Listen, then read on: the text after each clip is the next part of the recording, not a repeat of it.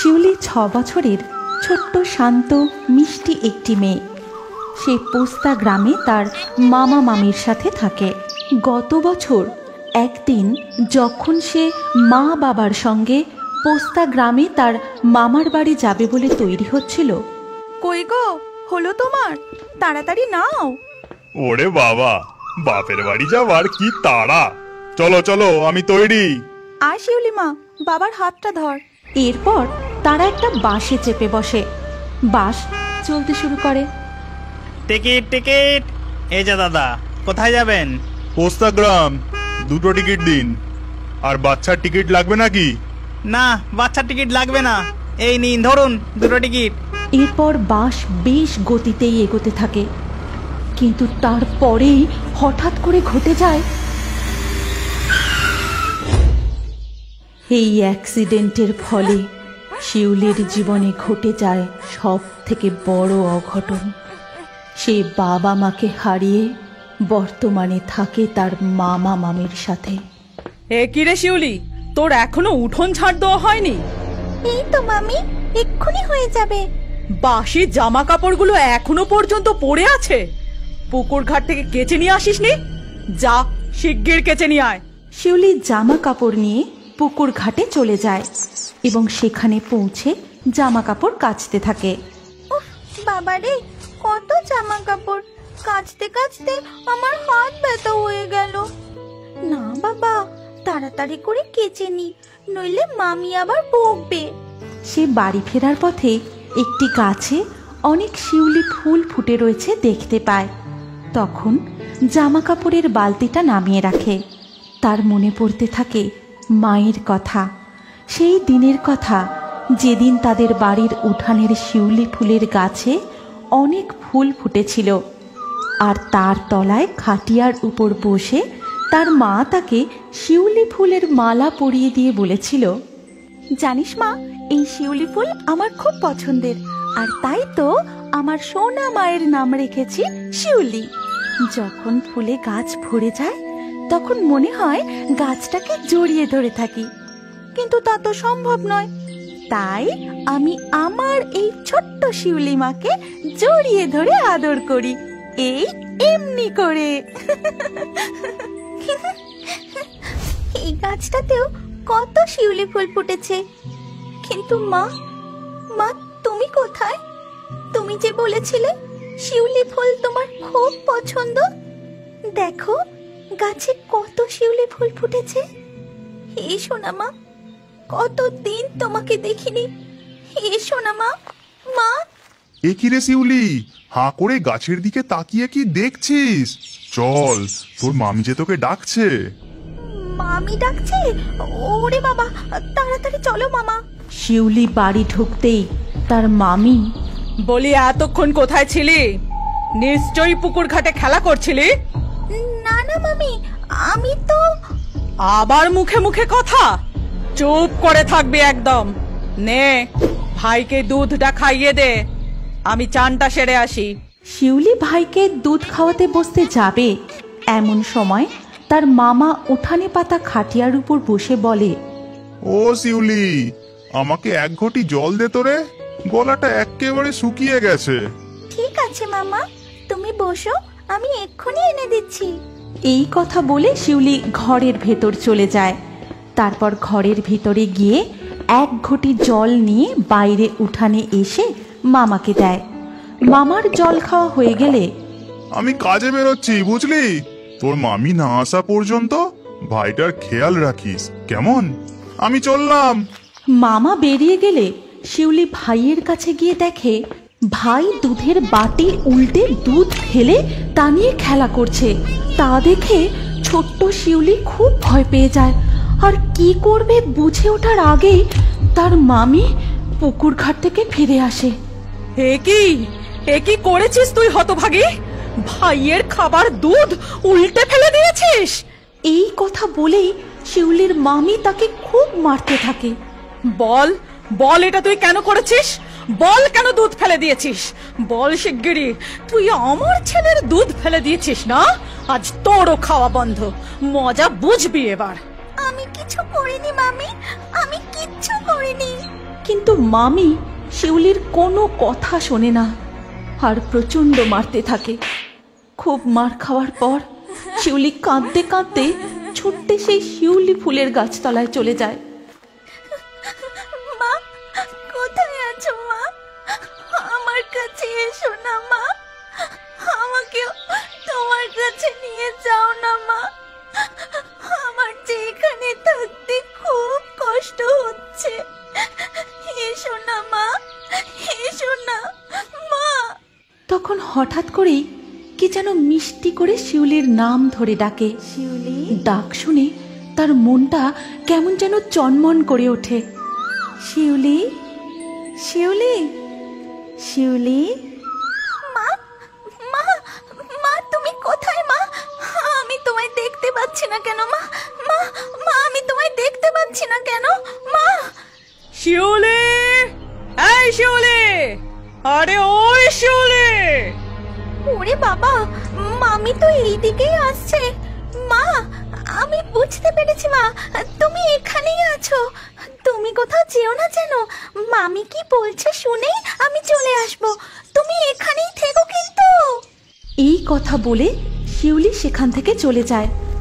আর বাড়ি ঢুকতেই তার মামি, খুব পা হয়েছে দেখছি, যখন তখন বাড়ির বাইরে চলে যাচ্ছিস। যা, ঘাস কেটে নিয়ে এসে গরুটাকে খেতে দিয়ে দে।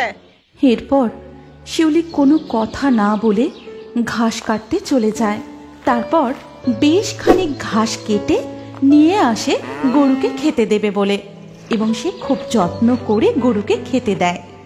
এরপর সে আরো অনেক কাজ করে, কিন্তু তবুও মামির রাগ মেটে না। দুপুরে তাকে খেতে পর্যন্ত দেয় না। এরপর রাতে যখন তার মামা মামি খেতে বসে, আমাকেও একটু ভাত দাও না মামি, আমার যে খুব খিদে পেয়েছে, আর খিদে সহ্য করতে পারছি না। বলছি শুনছো, এইবার মেয়েটাকে দুটো খেতে দাও। ছোট মেয়ে, না হয় ভুল করে দুধটা উল্টে ফেলেছে, ওকে আর শাস্তি দিও না। তুমি চুপ করো। এখন থেকে ঠিকঠাক শাসন না করলে ও মেয়ে মানুষ হবে? তুমি যা পারো করো, আমার আর ভালো লাগে না এইসব। এই কথা বলে মামা উঠে চলে যায়। সকালের মার, সারাদিনের পরিশ্রম, পেটে প্রচণ্ড খিদে নিয়ে কাঁদতে কাঁদতে ঘরে গিয়ে ঘুমিয়ে পড়ে শিউলি। কিন্তু মাঝরাত থেকে তার প্রচণ্ড জ্বর আসে, আর জ্বরের ঘোরে কাঁপতে কাঁপতে একটাই কথা সে বারবার বলতে থাকে, মা, মা গো, আমায় তোমার কাছে নিয়ে যাও না মা। আমার যে খুব কষ্ট হচ্ছে মা, আমি আর পারছি না মা। ভোর রাতের দিকে শিউলি আবার সেই মিষ্টি ডাকটা শুনতে পায়। শিউলি, শিউলি, শিউলি। মা, তুমি এসেছো মা? কই মা, আমি তো তোমায় দেখতে পাচ্ছি না মা।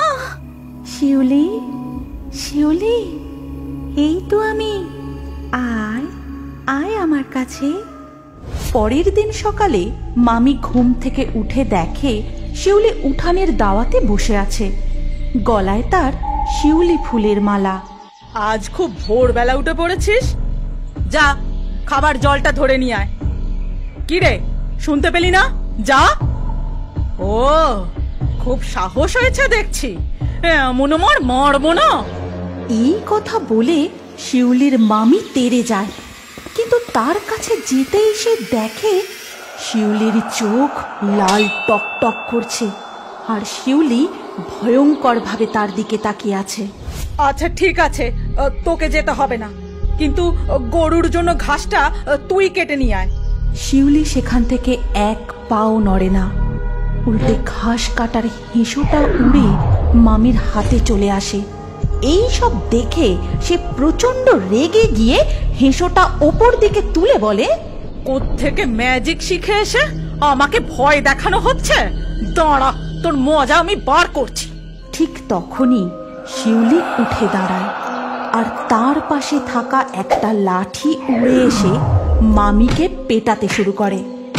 আমাকে অনেক কষ্ট দিয়েছো তুমি, এবার সব কাজ তুমি করবে। যাও, কাটো। ওগো, তুমি বাইরে এসে দেখো তোমার ভাগ্নি কি করছে আমার সাথে। শুনতে পাচ্ছ? কই গো? কিন্তু মামার ঘুম ভাঙে না, সে গভীর ঘুমে ঘুমিয়ে থাকে। এদিকে লাঠি পিটিয়েই চলে। পিটুনি খেতে খেতে মামি যায় ঘাস কাটতে। তারপর ঘাস কেটে নিয়ে এসে গরুকে খেতে দেয়, উঠান ঝাঁট দেয়, পুকুরে যায় কাপড় কাচতে। সারা দিন শুধু কাজ করে চলে। একটুও থামলে পরে লাঠের বাড়ি। সারা দিন তার কিছু খাওয়াও হয় না। যখন দুপুর গড়িয়ে বিকেল হতে যায়, তখন খুব ক্লান্ত হয়ে ঘরে ঢুকে বলে, হ্যাঁ গো, তোমরা বাবা ছেলে মিলে কত ঘুমোচ্ছ। সারাদিন খাওয়া দাওয়া করলে না, কাজে বেরোলে না, এত ডাকলুম সারাও দিলে না। ছেলেটা পর্যন্ত ঘুম থেকে উঠে কাঁদলো না, কিছু খেলো না। এদিকে খেটে খেটে আর লাঠির বাড়ি খেয়ে আমার গায়ে ব্যথা হয়ে গেল। সারাদিন আমারও কিচ্ছু খাওয়া হয়নি, খিদে পেট জ্বলে যাচ্ছে। বলো কি গিন্নি, আমি আজ এমন ঘুম ঘুমিয়েছি? এ তো স্বাভাবিক ব্যাপার নয়। তাছাড়া এসব হলো কি করে? তোমাকে কে মারলো? আর শিউলি বা কোথায়? কোথায় আর যাবে? সারাদিন এইসব কাণ্ড ঘটিয়ে এখন নিজের ঘরে ঢুকেছে। তবে তো তোমার কাছে আসতে পারলাম, নইলে লাঠির বাড়ি মারতে মারতে আমাকে একেবারে। সে কি কথা? চলো তো দেখি। তারপর তারা দুজন শিউলির ঘরের দিকে আসে ও ঘরের ভেতর গিয়ে দেখে শিউলি ঘরে নেই। তারপর তারা দুজন বাড়ির আশপাশটা খুঁজে দেখে এবং খুঁজতে খুঁজতে পুকুর ঘাটে যাবার পথে দেখতে পায় সেই শিউলি ফুলের গাছের তলায় শিউলি শুয়ে আছে। দেখা যায় শিউলির চোখ বন্ধ, গলায় শিউলি ফুলের মালা, তার গোটা শরীরে শিউলি ফুল ছড়িয়ে রয়েছে। মুখে তার একটা মিষ্টি হাসি, যে হাসি খুব আপন, খুব প্রিয় কাউকে দেখলে ফুটে ওঠে। এ কি গো, ও তো গাছতলায় শুয়ে ঘুমাচ্ছে। ঘুমোচ্ছে? আগে ডেকে তোলো ওকে, আমার বিচার চাই। এ কি, শিউলির শরীর যে শক্ত কাঠ, বরফের মতো ঠান্ডা। সে কি গো, কি বলছো তুমি?